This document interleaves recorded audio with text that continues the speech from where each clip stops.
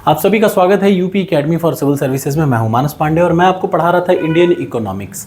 Indian economics में यानी भारतीय अर्थव्यवस्था में मैं इन्फ्लेशन वाले चैप्टर में एक टॉपिक छूट गया था, वो टॉपिक कवर कर देता हूं और आज के बाद तत्काल मैं आपको पढ़ाना शुरू कर दूंगा बैंकिंग एवं मनी, यानी क्या क्या आपको मैं पढ़ाऊंगा। रेपो रेट क्या होता है, रिवर्स रेपो रेट, और मैं फिर बता दूं ये संघ लोक सेवा आयोग के लिए, उत्तर प्रदेश लोक सेवा आयोग के लिए और भारत की हर राज्य की लोक सेवा आयोग के लिए है। बिल्कुल इसको आप यूज़ कर सकते हैं और एक बार पढ़ के देखिए फिर बताइएगा। तो चलिए, आज का टॉपिक इतना इंपॉर्टेंट है कि आप एग्जाम में देखेंगे इन्फ्लेशन से अगर कभी टफ प्रश्न आता है ना, जब टफ प्रश्न आएगा तो ये आएगा, जब आसान आएगा तो कुछ और आ जाएगा।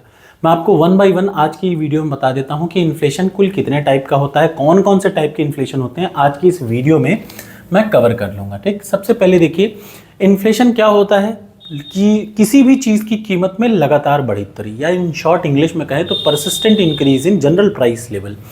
अगर प्राइस यानी कीमत लगातार बढ़ रही हो तो उसी को क्या कहते हैं, महंगाई, या इंग्लिश में इन्फ्लेशन, या दूसरी भाषा में तो मुद्रास्फीति। मतलब चीज़ों की कीमतों में लगातार होने वाली बढ़ोतरी को ही महंगाई या मुद्रास्फीति या फिर इन्फ्लेशन कहते हैं। इन्फ्लेशन कई टाइप का होता है, जिनमें चार सबसे इंपॉर्टेंट है, और भी हैं वो भी बताऊंगा, लेकिन चार सबसे ज़्यादा इंपॉर्टेंट हैं। वो क्या है? सबसे पहला है इन्फ्लेशन। आपके सामने सब कुछ लिखा है, इन्फ्लेशन का मतलब महंगाई, याद रखिएगा। ये ऐसे ही आता है, एक बात हमेशा याद रखिएगा कि आप सोच रहे होंगे सर हिंदी में ये चीज़ को, वैसे जो चीज़ हिंदी में पढ़ने वाली थी मैंने हिंदी में करी, लेकिन ये इकलौती ऐसी चीज़ है ये हिंदी में भी आएगी तो भी इसी नाम से आएगी। इन्फ्लेशन का मतलब महंगाई दर, देखिए, और आप इसको इसी तरीके से पढ़ेंगे तो आपको शायद ज़्यादा अच्छे से समझ में आए। इन्फ्लेशन, दूसरा डिसइन्फ्लेशन, ये टाइप्स पढ़ा रहा हूँ, सबसे इंपॉर्टेंट टाइप्स हैं। सबसे पहला इन्फ्लेशन, दूसरा डिसइन्फ्लेशन, तीसरा याद रखिए वन बाय वन आपको समझना है, इन्फ्लेशन, डिसइन्फ्लेशन, डिफ्लेशन, डिफ्लेशन, ठीक, और लास्ट वाला है रिफ्लेशन। मुझे पूरा विश्वास है कि इन चारों में से चारों आपने नाम नहीं सुना होगा। कमेंट बॉक्स में कमेंट करके बताइए। ये चारों इतने इंपॉर्टेंट हैं कि अगर कभी महंगाई से टफ प्रश्न आता है तो ये इन चारों में से एक प्रश्न ज़रूर आ जाता है। अब मैं आपको सिंपल तरीके पे एक ग्राफ के माध्यम से बता दूंगा कि देखिए समय के हिसाब से महंगाई की क्या स्थिति रहती है। आपको यहाँ पे एक कर्व दिख रहा है, ध्यान से देख लीजिए, सबसे इंपॉर्टेंट यही कर्व है और एक कर्व से आप चार डेफिनेशन आराम से समझ जाएंगे। देखिए यहाँ देख लीजिए, ये है जीरो लाइन, मतलब ये क्या है, इधर देखिए ये जीरो लाइन, इसके ऊपर जब आप जाएंगे तो क्या है, पॉजिटिव है, और इसके नीचे जाएंगे तो आप नेगेटिव है। बड़े एक मिनट में आराम से आपको समझ में आ जाएगा। इन्फ्लेशन का मतलब चीज़ों की कीमतों में या फिर प्राइस में लगातार बढ़ोतरी। परसिस्टेंट का मतलब लगातार बढ़ोतरी, चीज़ों की कीमतों में लगातार अगर बढ़ोतरी हो रही हो तो उसको क्या बोलते हैं, महंगाई दर। जैसे मैं कहूँ इस समय महंगाई दर कितनी है, 7% है, पिछले साल कितनी थी, 5%, अगले साल कितनी है, 9%। तो देखिए महंगाई मतलब चीज़ों की कीमतों में लगातार क्या हो रही है, बढ़ोतरी हो रही है। जो दर है देखिए 5 थी, फिर 7 है, फिर कितनी है, 9 है। तो ये क्या है, इन्फ्लेशन है। क्या है, इन्फ्लेशन, पहला वाला टर्म यानी महंगाई दर, इन्फ्लेशन। दूसरा क्या होता है, डिसइन्फ्लेशन। ये यूपीएससी का प्रश्न है, बहुत इंपॉर्टेंट है, और यूपीपीसीएस भी मेंस में पूछ लेता है।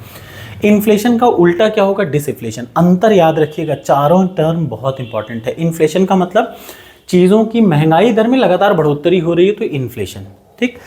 देखिए 5 था, फिर 7 हो गया, फिर 9 हो गया। इस कर्व में जो पहला वाला पार्ट है ये क्या बताता है, इन्फ्लेशन। देखिए लगातार कीमत क्या हो रही है, बढ़ रही है। ध्यान से सुनिएगा, ये लाइन जीरो लाइन है, इसके ऊपर पॉजिटिव है, इसके नीचे नेगेटिव है।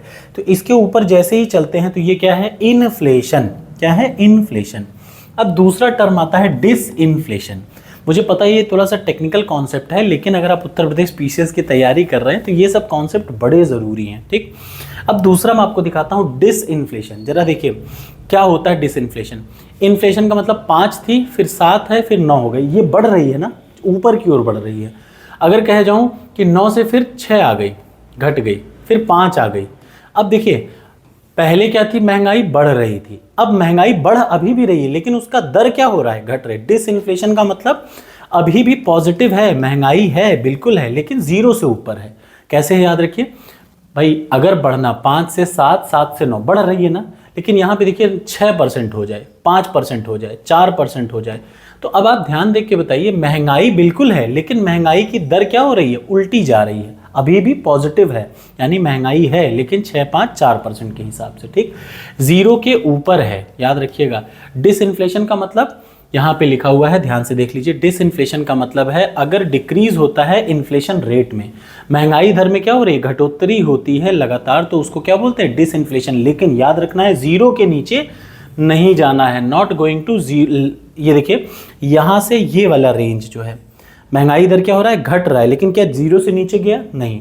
तो पहला वाला हिस्सा था इन्फ्लेशन यानी महंगाई दर, दूसरे वाले को बोलते हैं डिसइन्फ्लेशन, माने अभी भी महंगाई है लेकिन उसकी दर क्या हो रही है, घट रही है, जीरो से नीचे नहीं जाएगी, जीरो से ऊपर ही रहेगी, यानी पॉजिटिव ही रहेगी, तो उसको बोलते हैं डिसइन्फ्लेशन। तीसरी चीज आती है डिफ्लेशन, अगर महंगाई दर नेगेटिव में चली जाए, ध्यान से देखिए, डिसइन्फ्लेशन का मतलब महंगाई दर नेगेटिव में चली जाए, जैसे कहाँ होता है, याद रखिएगा, ये जापान में होता है, कहाँ पे होता है, मेनली इन जापान। ये एग्जाम्पल है यूपी पीसीएस में था कि डिसइन्फ्लेशन, ये जो डिफ्लेशन है, सबसे पहला इन्फ्लेशन, दूसरा डिसइन्फ्लेशन, तीसरा डिफ्लेशन, DEFLATION, डिफ्लेशन। डिफ्लेशन कहाँ होता है, जापान में, जहाँ महंगाई दर जो है वो नेगेटिव है, मतलब महंगाई दर जरूरत से ज़्यादा कम है, वो क्या है, जापान एग्जाम्पल, ठीक। अगर महंगाई दर जीरो के नीचे चली जाए तो उसको क्या बोल देते हैं, डिफ्लेशन, ठीक, लगातार घट रही है, वो भी जीरो के नीचे लगातार घटती चली जा रही है, ठीक है ना।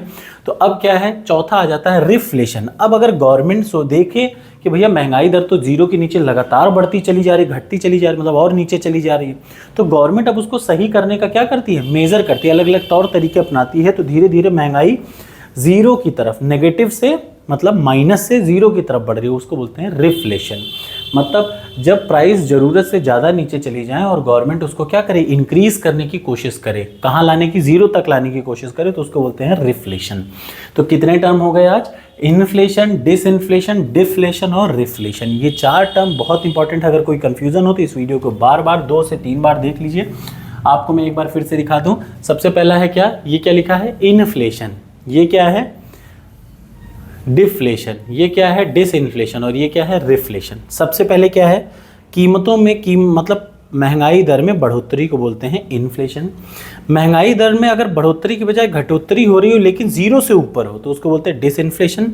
तीसरा, महंगाई दर जीरो के नीचे जानी शुरू हो जाए तो उसको बोलते हैं डिफ्लेशन, और अगर गवर्नमेंट उस घटी हुई दर को बराबर करने की, कंपनसेट करने की कोशिश करे तो उसको बोलते हैं रिफ्लेशन, ठीक। तो ये 4 सर्किल है, 4 साइकिल के 4 प्रोसेस हैं, ये चारों के चारों बहुत इंपॉर्टेंट हैं। अब आपको मैं एक और चीज़ बता दूं, यहाँ पे आपको जानना ज़रूरी है, और कौन कौन सी टाइप की होती है इन्फ्लेशन, तो यहाँ पे मैं आपको दिखा दे रहा हूँ। इन्फ्लेशन कई टाइप की होती है, चारों चीज़ मैंने बता दी। एक होती है, ध्यान से देखिए, ये सारी चीज़ें एग्जाम में आती है, एक होती है क्रीपिंग या फिर बढ़ती मुद्रास्फीति, क्रीपिंग इन्फ्लेशन। अगर इन्फ्लेशन यानी महंगाई दर कहाँ तक पहुँच गई, इधर देख लीजिए, 3% तक है, अगर महंगाई दर 3% तक सीमित है तो उसको बोलते हैं बढ़ती मुद्रास्फीति यानी क्रीपिंग इन्फ्लेशन। दूसरा, वॉकिंग या ट्रोलिंग इन्फ्लेशन, ये हिंदी इंग्लिश दोनों में यही आता है। वॉकिंग इन्फ्लेशन किसे कहते हैं, वॉकिंग महंगाई दर किसे कहते हैं, तो वॉकिंग या ट्रोलिंग महंगाई दर, अगर इन्फ्लेशन का रेट 3 से 7% है तो वॉकिंग या ट्रोलिंग। अब आ जाता है गैलोपिंग महंगाई दर, अगर महंगाई का दर, याद रखिए गैलोपिंग बहुत बार यूपी पीसीएस में पूछ रखा है, गैलोपिंग या सरपट दौड़ती मुद्रास्फीति, गैलोपिंग या फिर रनिंग इन्फ्लेशन क्या होता है, अगर इन्फ्लेशन रेट 10% से ऊपर चला जाए, ठीक। अगला आ जाइए, हाइपर इन्फ्लेशन क्या हो जाता है, 10% क्या एकदम अति पहुंच जाए, मैक्सिमम लेवल पे पहुंच जाए तो उसको क्या बोलते हैं, हाइपर इन्फ्लेशन। और सबसे ज़रूरी, ये एग्जाम में बहुत आता है, स्टेगफ्लेशन। क्या है, स्टेगफ्लेशन, यानी महंगाई दर भी बढ़ोतरी हो। सबसे ज़रूरी याद रखिएगा, इन सब के बीच में जो एग्जाम में आपको दिखेगा वो क्या है, स्टेगफ्लेशन। स्टेगफ्लेशन यूपी पीसीएस ने पूछ लिया है एक बार प्रीलिम्स में।